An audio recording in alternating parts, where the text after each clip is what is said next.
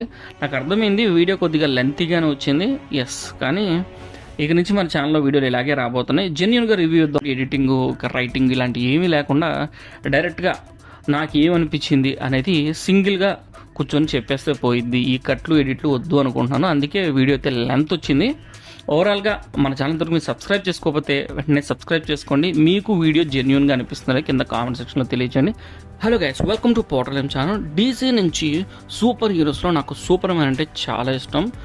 ఆ క్యారెక్టర్ ఉన్న పవర్స్ కానీ ఆ ఎనర్జీ కానీ అదంతా కూడా నాకు చాలా నచ్చింది అనమాట. ఒక గాడ్లీ లైక్ ఫిగర్ లాగా అయితే మనకి సూపర్ మ్యాన్ని ప్రజెంట్ చేస్తూ ఉంటారు. కానీ డీసీలో ఉన్న గొప్పతనం ఏంటంటే ఎన్ని పవర్స్ అయినా ఉంటే నువ్వు అలాగే వాడు ఎంత టాలెంటెడ్ అయినా సరే వాడికంటే కొన్ని ఇష్యూస్ అయితే ఉంటాయి. ఆ పర్సనల్ ఇష్యూస్ని ఎంత బాగా అడ్రస్ చేస్తారు, ఆ పెయిన్ని, ఆ పవర్ని, వీటన్నిటిని ఒక మనిషి ఎంతగా భరిస్తాడు, ఒక ఎడల్ట్ లైఫ్ ఎలా ఉంటుంది అనేది కామన్గానే కాకుండా సూపర్ హీరో కూడా మనకి ఆ ఇష్యూస్ని బాగా అడ్రస్ చేస్తారు. అందుకే నాకు డీసీ సినిమాల్లో ఉండే ఆ పెయిన్ కానీ అదంతా ఇంట్రెస్టింగ్ అనిపిస్తుంది. సో ఇప్పటి వరకు మనం చూసిన డీసీ సినిమాలు అలాగే ఉన్నాయి. నా చిన్నతనంలో వచ్చిన డీసీ సినిమాస్ అన్నీ కూడా మ్యాక్సిమం సూపర్ మ్యాన్ సినిమాలు కొద్దిగా కలర్ఫుల్గానే కనిపిస్తుంటాయి. కానీ రీసెంట్గా రిలీజ్ అయిన డీసీ సినిమాల్లో ఆ డార్క్నెస్ అయితే బాగా ఎక్కువైపోయిందని చెప్పాలి. అలాంటి డార్క్ సూపర్ మ్యాన్ చూసిన మనకి జేమ్స్ గన్ అయితే మళ్ళీ ఒక కలర్ఫుల్ సూపర్ మ్యాన్ అయితే చూపించే ప్రయత్నం అయితే చేశారని చెప్పాలి. కానీ ఈ సినిమా ఎక్స్పీరియన్స్ ఎలా ఉంది అంటే నాకు ట్రైలర్ అయితే సినిమా మీద ఎక్స్పెక్టేషన్స్ విపరీతంగా పెంచేసింది.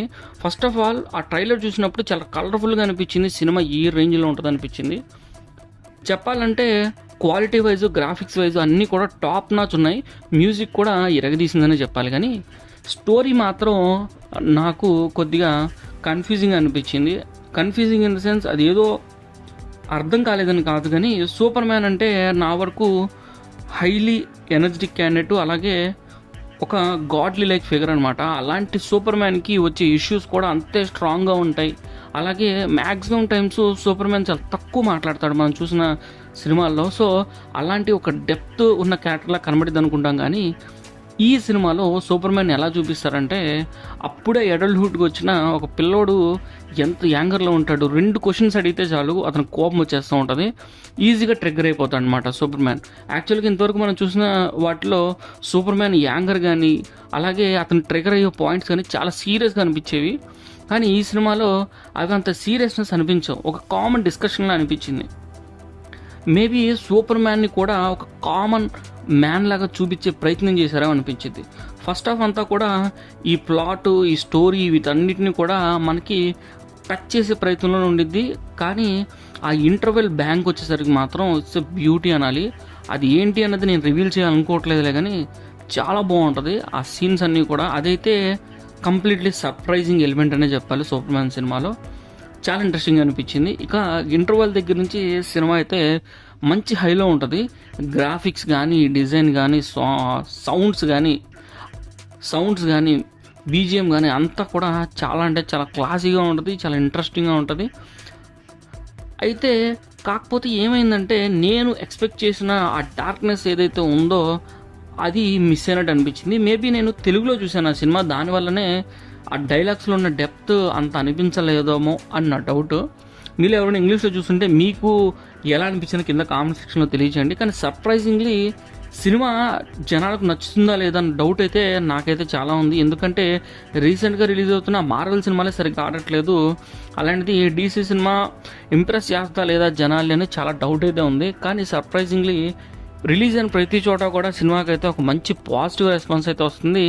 ప్రీవియస్గా రిలీజ్ అయిన మ్యాన్ ఆఫ్ స్టీల్తో పోలిస్తే ఈ సినిమా అయితే మంచి రివ్యూస్ని కొట్టేసింది. అలాగే అమౌంట్ కూడా గట్టిగానే కలెక్ట్ చేస్తుందని తెలుస్తుంది. ఓవరాల్గా నా వరకు ఈ సినిమా యావరేజ్గా అనిపించింది. ఎందుకంటే సూపర్ మ్యాన్ కాస్త వీక్గా చూపించినట్టు అనిపించింది.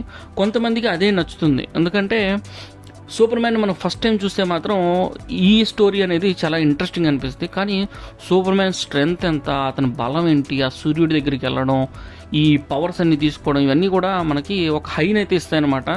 నా చిన్నతనంలో నేను చూసిన సినిమాలన్నింటిలో కూడా సూపర్ మ్యాన్ అంటే ఇక మహావీరుడు అనమాట నా వరకు.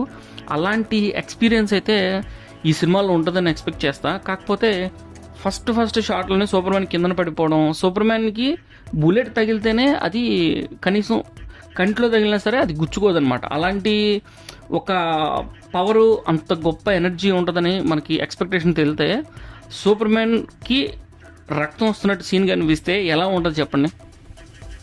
సో అలా ఓపెనింగ్ సీన్లోనే సూపర్ మ్యాన్ మంచులో పడిపోతే అది కూడా బ్లీడ్ అవుతూ ఎంత పెద్ద సమస్య వచ్చి ఉంటుంది అని ఎక్స్పెక్టేషన్ అయితే నాలో రైజ్ అయిపోయింది.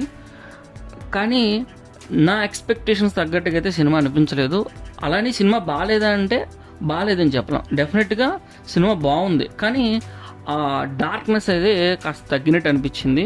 డైరెక్ట్గా ఒక రకంగా చెప్పాలంటే సినిమా చూస్తే మార్వెల్ సినిమాలు ఎలా ఉంటాయి, కాస్త కామెడీగా, సెన్స్ ఆఫ్ హ్యూమర్ కొద్దిగా కలుపుతూ ఈ డైలాగ్స్ ఇవన్నీ అలాగే హ్యాండిల్ చేశారనిపించింది.